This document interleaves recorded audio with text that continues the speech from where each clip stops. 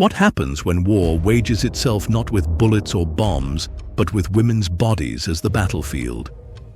During the Second World War, women were not only caught in the crossfire, they were targeted. Their bodies turned into laboratories. Their wombs were treated as weapons. This is not the story of generals or armies. This is the story of Helena, Margarethe, and Zoya, 3 women from 3 corners of Europe who reveal the unspeakable price women paid under Nazi rule. Watch till the end, and you will understand why history must never be allowed to repeat itself. Ravensbrück concentration camp, 1942. Before the war, Helena Władysława's life was measured in stitches and seams. She was a seamstress in Krakow, just 26 years old, her hands quick and graceful as they shaped cloth into gowns. Weddings, baptisms, holy days, all bore her mark. Customers admired how she could hide a seam so perfectly that the fabric seemed as if it had never been cut. But war cut deeper than any scissors. By 1942, Krakow was a city under watchtowers and whispers. Helena, moved by quiet courage, hid 2 Jewish children in her apartment. Would you risk everything to hide from strangers, knowing a single neighbor's whisper could kill you? Then came betrayal. A neighbor, desperate for food, denounced her to the Gestapo in exchange for a half sack of flour. One night, the pounding of boots shook her door. Soldiers burst inside. They found the children in a cupboard and transported them away. After which, Helena was transported into a place where mercy no longer existed, and inside those walls, she became a body to be used. A list read aloud, her name.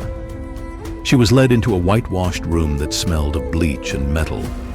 The prisoners referred to it as the hospital. But there was no hospital. It was a laboratory of pain.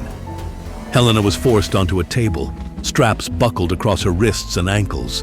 The leather cut into her skin as she struggled, but there was no escape. A bright lamp swung above, its heat searing her face. White coats hovered over her, their movements clinical, efficient, like carpenters handling wood. The first incision was swift. A knife sliced into her calf. She gasped, her body arching against the straps, but the hands pressed her down. She felt the tearing of flesh, the tug as muscle was peeled back, the sudden raw exposure of nerves. She wanted to scream, but the shock was too great.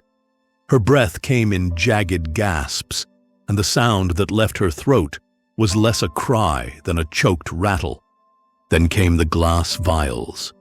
A liquid was poured into the open wound, something sharp, something that burned like fire and acid combined. Her leg convulsed against the restraints. The smell rose, sickly and chemical, mingling with the iron tang of her blood. She bit her lip until it split. If I scream, they win. If I scream, they own me, she told herself. But when the drill came, she could not hold back. The bit punctured the bone. A vibration shook through her entire body. She screamed, hoarse, animal, unrecognizable even to herself. The sound echoed against the sterile walls and was swallowed by them, leaving only her pain as a witness. Her thoughts ran wild, disjointed. Would my mother know what they are doing to me? Would Carl, my fiancé, still remember my hand sewing his shirt? Will I ever walk again? Will I survive today? The procedure did not end quickly. They injected bacteria directly into the wound. Within hours, her legs swelled, hot and throbbing. Fever surged through her. She begged silently for death, but death was stingy in this place. Instead, they returned the next day, pulling off the bandages, ripping scabs with forceps, reopening what little had closed. The cycle repeated. Incision, contamination, infection, observation. They measured her suffering like data points, writing notes while she writhed. To them, she was not Helena, the woman who once sewed wedding dresses. She was Subject 52B, a number, an experiment. Her mind split between present agony and fragments of memory. The dress shop, the laughter of brides, the feel of fabric sliding through her fingers, these flickered like mirages, vanishing each time the knife touched her skin. She wondered if she could stitch herself together, as she once did silk, pulling seams tight, making pain disappear into a pattern. But there were no threads here, only cuts that never closed. After weeks, gangrene crept into the wound. The smell of rotting flesh filled the room whenever they unwrapped her bandages. She saw their faces wrinkle, not with pity but with irritation, like mechanics displeased with a failing machine. Her body was betraying the experiment by dying too slowly, by clinging to life when they wished for clean results. At night, she lay on the wooden bunk, legs swollen and throbbing, listening to the muffled cries of other women returning from their operations. She pressed her forehead to the wall, whispering to herself, "I am still here. I am still Helena." But inside, she knew she was not the same. The Nazis had carved her open, not only in flesh but in spirit. Every nerve in her leg carried a memory of their cruelty. Every throb was a reminder that her body had been turned into a battlefield. Helena survived Ravensbrück, though her injuries left her in chronic pain and unable to sew. She repeatedly shared her story, ensuring the atrocities committed against thousands of silenced women were known. Her visible scars a testament to their suffering. Her body was left stitched, infected, and trembling, a specimen, not a woman. Yet the worst cruelty was not always done with scalpels. Sometimes it came with silence, with absence, with the theft of life before it even began. And for Margarethe, the torture would cut deeper than flesh. 1942. A room in the Lebensborn facility at Wernigerode. Margarethe Hoffmann had thought the word home of life might mean refuge. Instead, it meant captivity. The doors locked from the outside. The corridors smelled of disinfectant and fear. And one night, she was taken into a chamber where life was not nurtured. It was torn apart. The room was bare, the walls tiled like a slaughterhouse. A single metal table stood in the center. She was ordered to strip. When she hesitated, her hands tore at her dress until the fabric hung in shreds. Naked, she was forced down on the table, her wrists and ankles bound with leather straps. The metal chilled her back, but worse than the cold was the waiting. A man in a white coat leaned over her. His face betrayed no expression, as if he were about to dissect an animal. He signaled. Two assistants approached, carrying syringes, clamps, and a speculum that gleamed under the lamp. Margarethe's chest rose and fell rapidly. Her mind screamed, "This is not happening. This is not real." But the pressure on her limbs told her it was. The first needle pierced her abdomen. A sharp chemical surged into her womb, burning from the inside. She arched against the restraints, every muscle convulsing. Pain tore through her like fire eating dry wood. Her jaw clenched so hard she thought her teeth would break. The men scribbled notes while she writhed, her body shaking uncontrollably. Then came the metal instruments. The speculum was forced inside her, prying her open like she was an object, not a woman. She cried out, but the cry was muffled by the gloved hand that pressed over her mouth. The metal was cold, but the invasion made her feel hot, feverish as if her very blood recoiled. Clamps pinched her flesh, tearing tiny lacerations. Another syringe injected liquid deeper, flooding her body with agony. Her vision blurred. She could no longer distinguish whether the tears running down her face were from the pain or the shame. "I am not a person to them," she thought. "Only a vessel, a test tube with a heartbeat." The men discussed among themselves how the uterus contracted, how the chemicals reacted. They spoke as though she were not there, as though her gasps and muffled sobs were no more than background noise. Every time she whimpered, the hand pressed harder over her mouth, silencing her humanity. The torture was systematic. They left the injections to burn inside her, then returned to press on her abdomen, forcing the liquid deeper. She felt cramps so violent that she nearly lost consciousness. Her body twisted, her fingers clawing at the straps, nails tearing against leather. Her thoughts were fragmented. Will this kill me? Will they keep me alive to do it again? Hours blurred. They inserted a catheter, drawing out fluids, measuring them in glass tubes. Each removal was as agonizing as the insertion. The sensation was beyond words. Her body felt shredded, her soul hollowed. She wanted to float away, to escape her skin, but she was trapped inside it, forced to feel every violation. At one point, she caught her reflection in the metal lamp above her. Pale face, eyes wide, hair matted with sweat. She did not recognize herself. She looked like prey caught in a trap, waiting for the final blow. When it was over, they left her strapped for what felt like eternity. Fluids leaked from her, blood and chemicals mingling, staining the metal table beneath her. The stench filled her nostrils. Her stomach cramped so violently she vomited over her chest, unable to turn away. Only then did an assistant release the restraints, letting her collapse onto the floor. She lay there shivering, curled in on herself. Every movement sent a fresh wave of pain through her abdomen. She pressed her arms over her stomach as if she could protect it, but the damage had been done. She whispered to herself through cracked lips, "They cannot take my mind. They cannot take my soul." But deep inside, she feared they already had. Margarethe never bore children. The chemicals had destroyed her womb, scarring it beyond repair. But she lived to speak of the night she was reduced to an experiment, her body a battlefield where life itself was mutilated. Her voice, thin but steady, carried a truth the Nazis had tried to erase, that behind every procedure was a woman screaming, breaking, yet somehow surviving. Her arms were empty, her voice broken, her child gone. But the Nazis did not stop at breaking bodies or stealing children. In the villages of the East, they turned torture into a theater, a public performance of fear, and in that theater, Zoya would take the stage.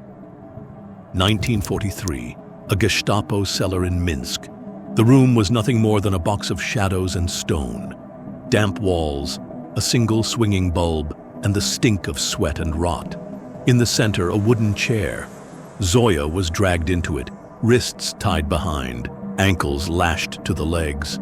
She was 19, a partisan. And tonight, she would be broken, or so they believed. The first blow came before the questions. A fist across her face, splitting her lip, sending copper taste flooding her mouth. Her head snapped sideways, but her eyes, still defiant, returned to the officers. That defiance angered him. He nodded, and two guards stepped forward. They began with the rubber truncheon. It fell against her ribs, thudding dully, again and again, until breathing became knives in her lungs. Her shoulders shook, the straps cutting into her skin as her body tried to curl against the pain. Each strike radiated through her chest like fire spreading in dry grass. She thought, if I scream now, they win. So she bit down on her swollen lip until blood trickled down her chin. The guards grew impatient. They wanted sound. They wanted to hear her break. They fetched a bucket of water and a rag. Zoya's eyes widened as she understood. The rag was shoved into her mouth, and water poured relentlessly over her face. Within seconds, her nose and throat burned, lungs convulsing. She jerked against the chair, body convulsing, drowning while tied to the air. Her thoughts blurred into panic. Breathe. Can't breathe. This is death. Blackness crept at the edges of her vision until, at last, the water stopped. She coughed, gagged, retched into her lap, chest heaving. The rag was yanked out, strings of saliva hanging. She gasped in ragged gulps of air, each breath slicing her throat raw. But she did not speak. That silence enraged them further. They pulled her chair backward so she crashed onto the stone floor, her head striking hard. Stars burst behind her eyes. Still tied, she could not shield herself as boots drove into her stomach, her back, her thighs. Her body spasmed, curling instinctively, though the ropes held her splayed. The pain was relentless, every kick another explosion inside her flesh. She thought, so this is what it feels like to be butchered alive. They lifted her, chair and all, back upright. Her hair hung plastered to her face with sweat and blood. The officer leaned close, his breath sour with tobacco. "Names," he hissed. Zoya closed her eyes. That small act of refusal was her only weapon. Then came the pliers. They seized her hand, pried open her fingers. The cold steel clamped down on her nail. She thrashed, but there was nowhere to go. With a sudden jerk, they pulled. Agony detonated in her finger, shooting straight to her skull. A scream tore from her throat before she could stop it. The sound echoed in the chamber, raw and human. They smiled, satisfied. Another nail, another scream. She began to shake uncontrollably, sobs breaking through her clenched teeth. "I cannot let them take the names. I cannot." Her hands were ruined, blood dripping down her wrists, pooling at her elbows. Every nerve screamed with fire. She wanted to collapse, to fade into unconsciousness, but cruel hands slapped her awake each time her head sagged. "Stay with us," one sneered. "We are not finished." They brought wires next. A crude dynamo was set by the chair. Electrodes pressed against her temples, then her inner thighs. A crank turned. The jolt slammed her body rigid, teeth snapping shut on her tongue. The taste of iron filled her mouth as she convulsed violently, every muscle seizing. She screamed through clenched teeth, a sound half human, half animal. They shocked her again and again, until her body jerked so violently the ropes bit into her skin, cutting flesh. When the current stopped, she sagged forward, chest heaving, hair wild, face streaked with tears. Her body was no longer hers. It was a puppet, strings pulled by pain. And yet somewhere in the haze, one thought anchored her. If I give them nothing, then all this is for nothing. Hours blurred into endless torture light, blows, water, electricity, and her screams. She lost track of time, but held on to her silence. Finally untied, she collapsed, body broken, lungs gasping. The officer crouched beside her, voice low and venomous. "Tomorrow, we continue." Zoya closed her eyes. Tomorrow would mean more pain, perhaps death. But tonight, she had survived. And in her silence, she had won a small victory they could never understand. The next morning, Zoya's body was dragged back into the cellar, too weak to stand. The torture resumed, harsher, merciless. By nightfall, her heart finally gave out on the cold stone floor. She died without ever giving them a single name. Nazis brutalized women, turning them into battlegrounds of flesh, motherhood, and defiance. Their suffering left enduring scars, accusing silences, and echoing last words, a powerful historical warning. If these voices moved you, like this video, share it so others never forget, and comment their names below so their courage lives on.